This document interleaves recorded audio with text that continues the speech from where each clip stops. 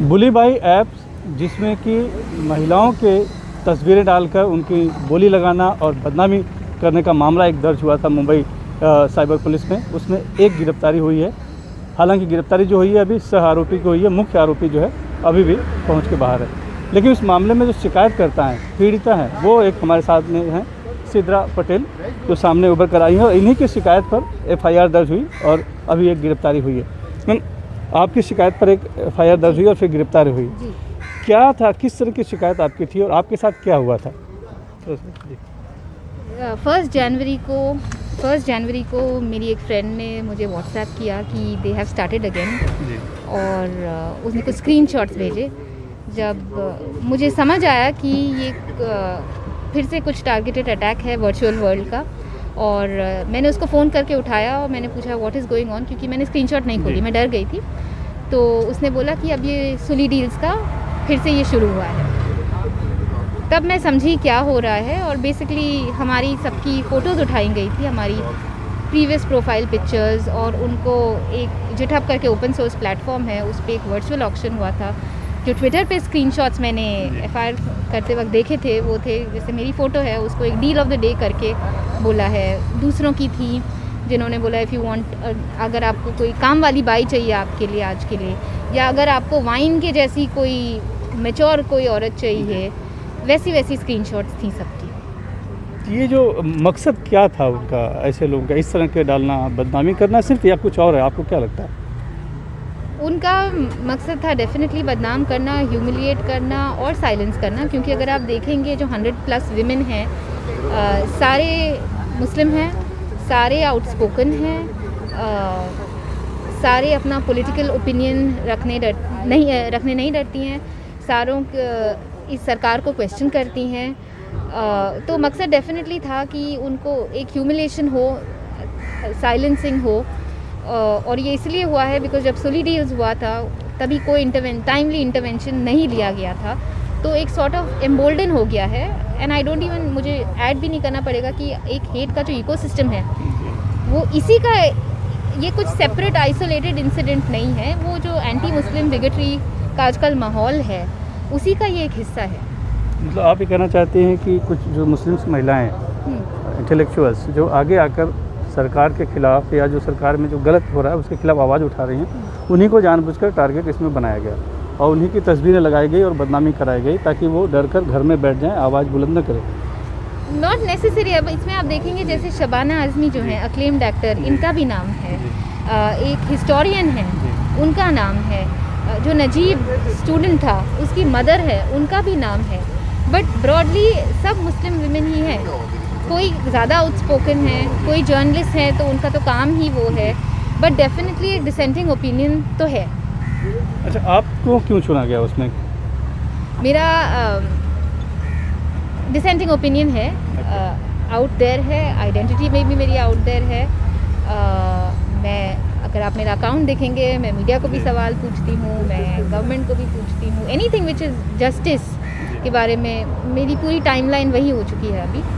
And वही जो broad framework है वो दूसरी प्रोफाइल्स को भी अप्लाई होता है। तो क्या इस तरह की जो हरकत है जो कर रहे हैं, जो भी कर रहे हैं, अभी तक असली चेहरा सामने नहीं आया है, अभी तो सिर्फ एक आरोपी आया है जो कि एक पैदा हो सकता है इसके अंदर, कहीं ना कहीं आप लोगों की हिम्मत को तोड़ता है?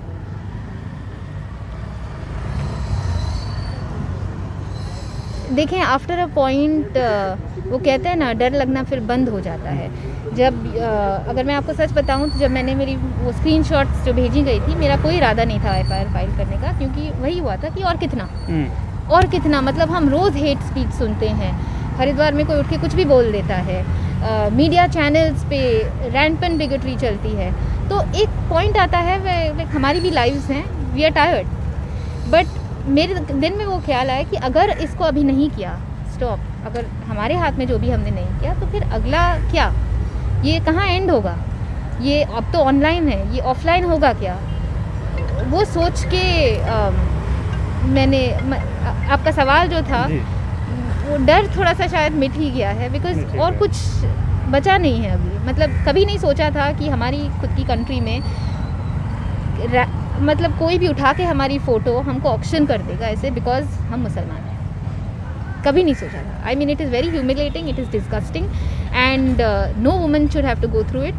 मतलब आजकल तो कोई अपनी व्हाट्सएप डीपी रखता है, मतलब कोई उठा के किसी को ऑक्शन कर दे, बोल दे कि आज आपकी आपकी प्राइस ये है। This is disgusting, it should not be allowed.